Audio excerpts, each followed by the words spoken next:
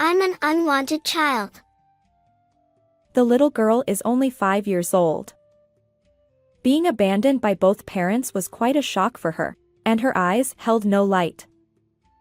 She is the child of my husband and his mistress, whom he left with me after our 10-year marriage. My husband disappeared without a trace, and there has been no communication. Somehow, I felt sorry for the child and decided to live together for a while. As we spent time together, we gradually grew close. Before I knew it, I loved her like my own daughter.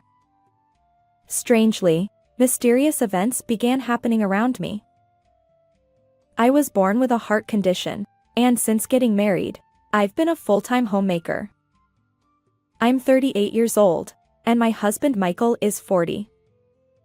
Initially, we both strongly desired to have children and underwent infertility treatments. Considering the strain on my heart and the risks associated with pregnancy and childbirth, we proceeded with mutual understanding. However, even after 10 years of visiting hospitals, we remained childless. Michael suggested, "We're both getting older. Maybe we should stop trying. I worry about your health too." He was right. We had aged beyond the optimal childbearing years. Additionally, due to his job as a systems engineer, Michael traveled frequently, spending only a few days at home each month. The chances of pregnancy were already extremely low. We eventually gave up on treatments and began contemplating a future as a childless couple. But as we resigned ourselves to this reality, a shadow fell over our marriage. Michael's business trips increased, and his attitude toward me grew colder. "Hey, I said I hate these dishes." Oh. Did you? I apologize. "Honestly, sometimes you should cook proper meals when I'm home. I'm eating out." He'd toss his meal into the trash right in front of me. Initially, I thought it was just work stress, but his consistently irritable behavior wore me down. "You can't even have kids." He'd say whenever something went wrong.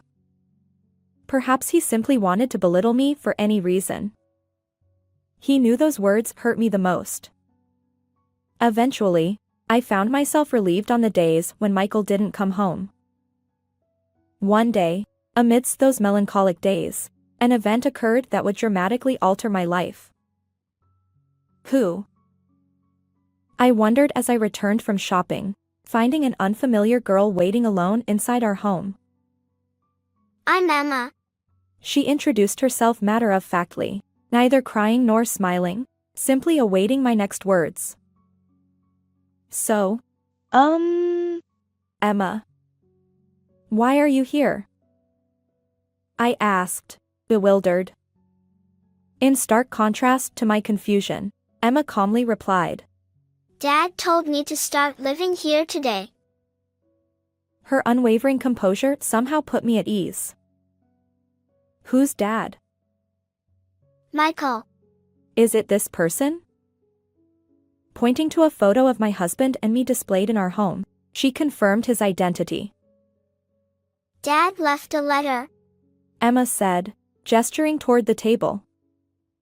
I looked and found a note he'd left behind. It lacked any detailed explanation, containing only the words, "Please take care of her for a while."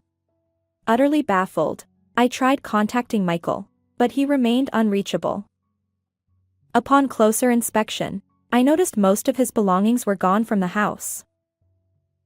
I gradually began to understand the situation and, at the same time, turned pale. Do you know where Daddy went? I don't know. He disappeared with Mom. I'm an unwanted child. The mention of the mom caused me to collapse. He had an affair behind my back, and this child is the secret child of my husband and his mistress. In that moment of realization, everything went dark. How old are you? I'm 5 years old. Hearing her words, a mix of embarrassment and laughter welled up within me. If Emma is 5, Then Michael must have been having an affair for at least 5 years. How could I have been so oblivious for such a long time? Perhaps his recent change in attitude, like suggesting we stop infertility treatments after 10 years, wasn't about concern for my health but rather his growing aversion to our relationship. Are you okay? Seeing me fall silent, Emma seemed worried and spoke up. I'm sorry. It's okay. My name is Olivia. Nice to meet you. I couldn't keep lamenting in front of a 5-year-old, so I made an effort to act cheerfully. As I looked at her, I noticed that Emma didn't have any belongings with her. The only clue to her identity was a photo of her and her mother tucked into her pocket. She told me her mother's name, pointing to the woman in the photo. This person is Mommy. Could this woman be my husband's mistress, the one who abandoned Emma and ran away with him? While it might be typical to consult the appropriate authorities to determine the mistress's identity and seek child protection, even knowing this, I found myself torn about whether I should abandon little Emma right in front of me. Abandoned by her biological parents and abruptly brought to a stranger's home, how would she feel if she were sent somewhere else again? Think of it as taking care of Michael's child. After much deliberation, I reluctantly convinced myself. And so began the strange coexistence of Michael's secret child. Olivia, the bath is ready.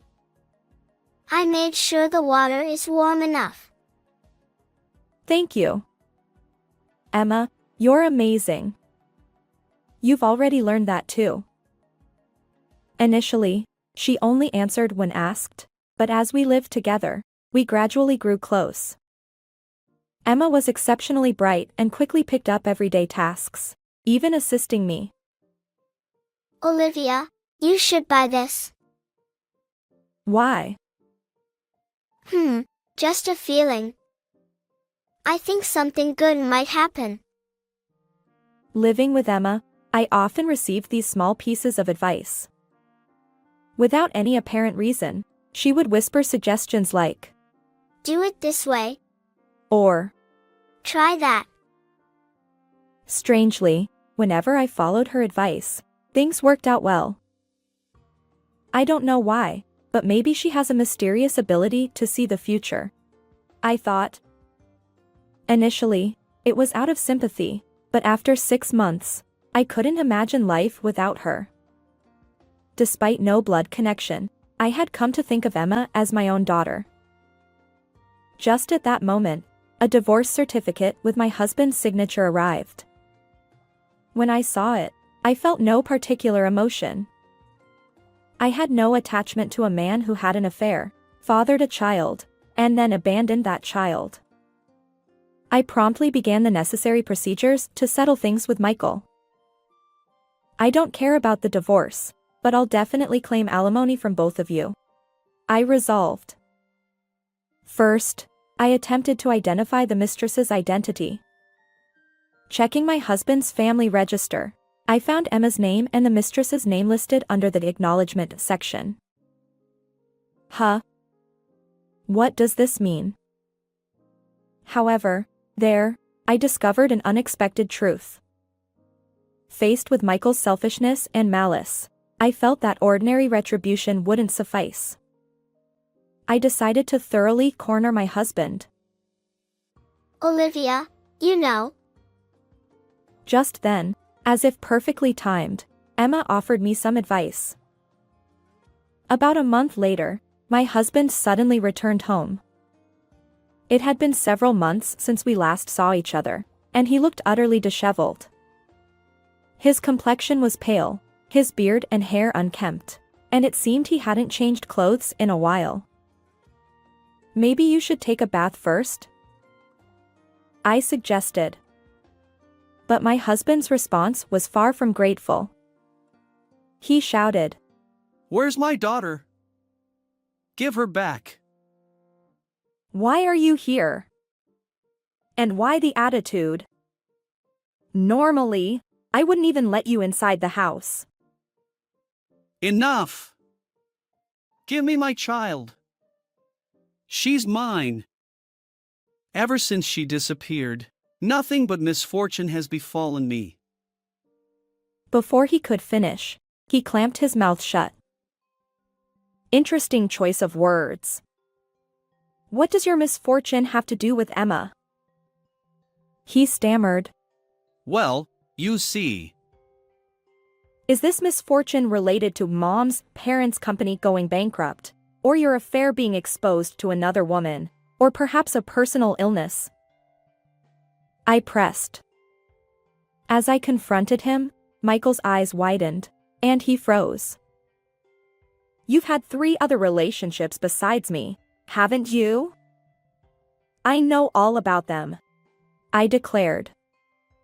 I had thoroughly investigated my husband, revealing his actions. According to the family register I checked a month ago, Emma's mother had already passed away. The woman Emma called Mommy was deceased, and the one she referred to as a mom had vanished along with Michael. I successfully enlisted the help of a private investigator and met with Emma's mother's brother. You met this woman during a business trip. This person is the first mistress, Sophia, and Emma's biological mother. Sophia's brother explained that he hadn't known anything about Sophia's life before her tragic accident 6 months ago because they lived apart. When I requested further investigation from the private investigator, the backgrounds of both the woman whom Emma referred to as a mom and the other lover have gradually come to light. Emma used to call the woman who disappeared with you Mom. Such a tasteless way to address her. That's because Emma cried and missed her mother, so I just told her that the new woman is her mom. When the first mistress was no longer around, he smoothly moved on to the next woman. It seems my husband doesn't consider Emma at all. Next, this woman is the heiress of a major corporation, Isabella. Apparently, there was no successor. Now I understand why you entrusted Emma to us. Additionally, Michael had an affair with Charlotte, a receptionist working at an out-of-town branch. He maintained this relationship during his business trips. We'll discuss this later. Just give me back my daughter. She's the only one I have. Don't dodge the issue. And what do you plan to do with her now? What's wrong with a biological parent taking the child back? She's mine. I need her help, just like before. My husband, perhaps already unapologetic, began to speak without concealing his true nature. Emma's mysterious abilities apparently manifested even in front of Michael. She began to speak early, often offering advice to him. When he desired money, she accurately predicted lottery numbers or which horse to bet on in horse racing. I used to find it creepy, but if it's useful, I'll use anything. You're despicable. You're a completely different person from before. Let's get a divorce. And of course, I'll be seeking alimony. The divorce papers have already been sent, haven't they? Besides, you and Emma are practically strangers. As her father, it's my right to take custody. Once that happens, money will come in quickly. My husband's shameless words made me feel nauseated. What are you saying? We're definitely going to fight for custody. You and Emma have no real connection. No, Emma is my adopted child. So I have the right to fight. My statement seemed to genuinely surprise Michael, and his eyes widened. Despite being the one who initiated this situation, had he truly forgotten? Weren't you the one who agreed to Emma's adoption by me? You even signed the paperwork. Since leaving Emma in my care, it appeared that Michael had been progressing with formal engagement to his second mistress, Isabella. He planned to initiate the divorce at the right moment and join Isabella's father's company. I maintained a calm facade, sending Michael the necessary documents with the phrase, "I will take care of this child. Please approve the adoption." It was Emma's advice that led me to seek revenge against Michael. Make me your daughter, Olivia. In pursuit of his marriage to Isabella, Michael readily agreed to Emma's adoption. However, shortly after Emma officially became my adopted daughter, Isabella's parents' company faced financial difficulties and went bankrupt.